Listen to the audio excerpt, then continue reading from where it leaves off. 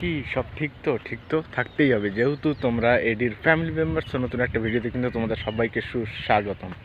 তো গাইজ, কাল যেহেতু আমাদের এদিকে বৃষ্টি হয়েছে, তো আজকের সেই সেটা ভাঙা রোদ দিয়েছে একদম, ঠিক আছে। এদিকে বিরাট রোদের তাপ আছে। এদিকে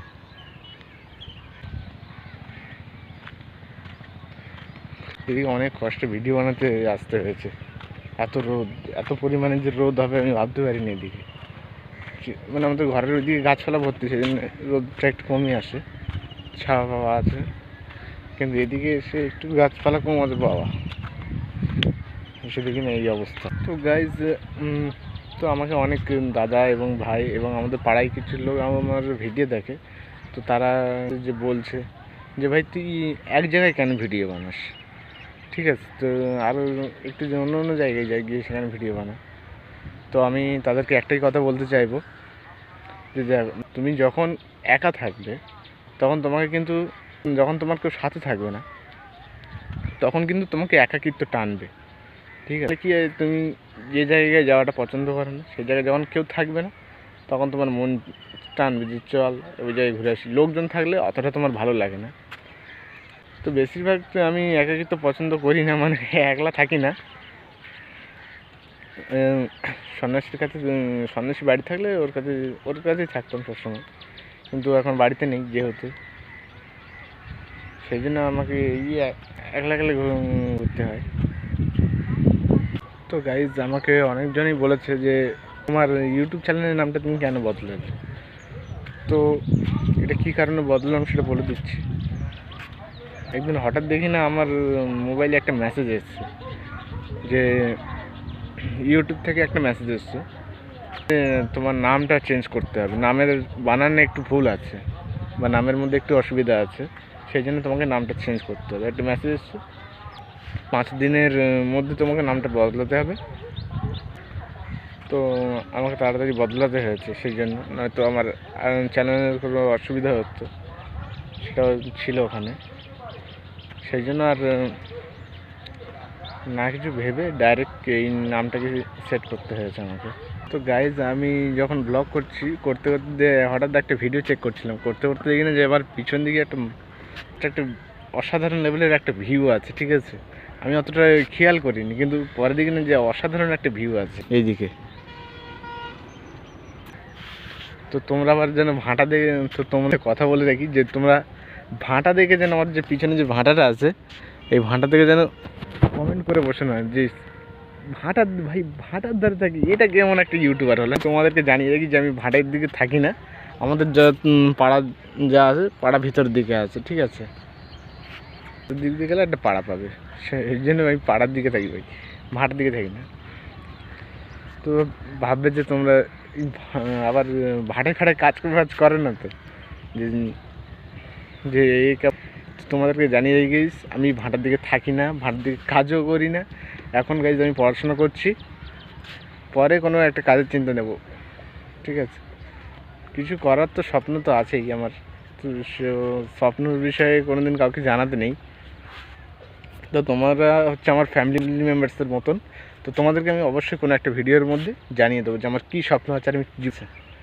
তো এইভাবেই তোমরা আমার পাশে থেকো, তাহলে সাকসেস পেতে পারি।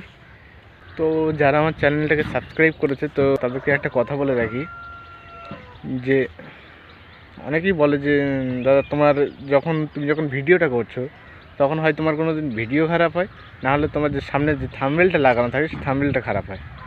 তো আমি তাদেরকে একটা কথা জানিয়ে রাখি যে দেখো, এটা আমার তো আর দামি ফোন নেই যে সুন্দর করে ভিডিও করতে হবে, যে সুন্দর করে ফটো তুলে যে থাম্বনেল হবে, কিন্তু সেটা তো হয় না, যেহেতু দামি ফোন নেই। সো যেইভাবে হয় আমি সেইভাবে করছি, ঠিক আছে। যেহেতু বেশিরভাগ ব্লগটা আমি আমার ফোনে কন্টিনিউ করি না, ঠিক, ব্লগটা যেহেতু আমার ফোনেই করা হচ্ছে। তো তোমরা জানিয়ে যে আগে যে ব্লগগুলো করতাম আমি, সেগুলো অন্যের ফোন দিয়ে করতাম, নিজের ফোন দিয়ে নয়, ঠিক আছে। তো এটা যেহেতু আমার মোবাইলে ব্লগ করা, তো তোমরা নিচে জানিয়ে যে আমার ফোনের ক্যামেরাটা কীরকম। আমি অতটা বলতে পারবো না, কারণ একটা ছেলের বা একটা মেয়ের যখনই কোনো সমস্যা এসে তার ফ্যামিলিকে জানাই, তার ফ্যামিলি বলে যে এটা ঠিক এটা ভুল। তো তোমরাও তো আমার ফ্যামিলি মেম্বার্সের মতনই, তো তোমরা বলো যে এটা কেমন হয়েছে, মানে আমার মোবাইলের ব্লগটা কেমন, ভিডিওটা কেমন। তো গাইজ মানে আমি তো সবসময় আর বাড়ির বাইরে বেরোই না, যেহেতু তো অনেকদিন পরে দেখছি যে এখানে কেউ মাছ ধরছে আমাদের এইখানে এই নদীতে। এই যে তো গাইজ এটা বেশিরভাগ গ্রাম অঞ্চলেই মাছটা ধরা হয়, ঠিক আছে গাইজ, এটা বেশিরভাগ গ্রাম অঞ্চলেই মাছটা ধরা হয় যেহেতু মাছ হচ্ছে। তো এই নয় যে আমি শহরের সাথে গ্রামের কম্পেয়ার করছি, এটা কখনোই না। আমি জাস্ট বলছি, কিন্তু আমি শহর আর গ্রাম দুটোকেই খুবই পছন্দ করি, যেহেতু লাইক করি অবশ্যই।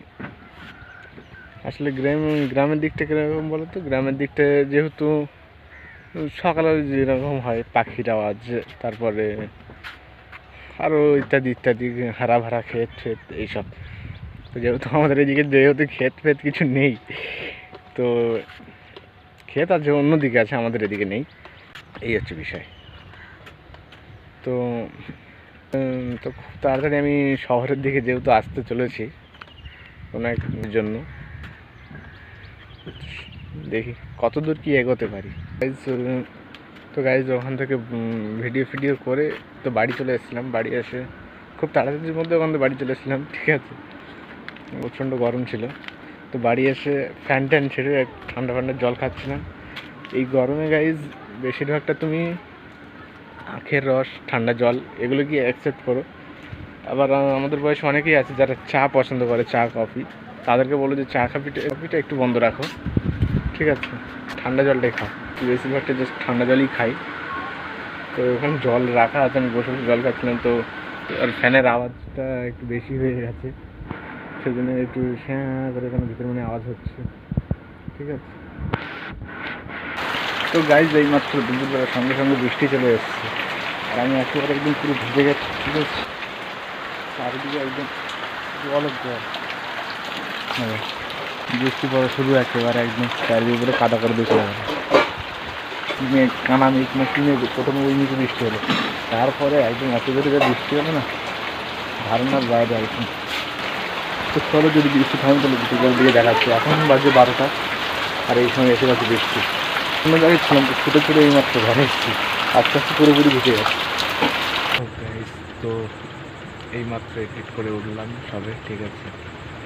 তো এখন বাজে রাত 11টা মতন, তো এডিট করে সবে উঠলাম।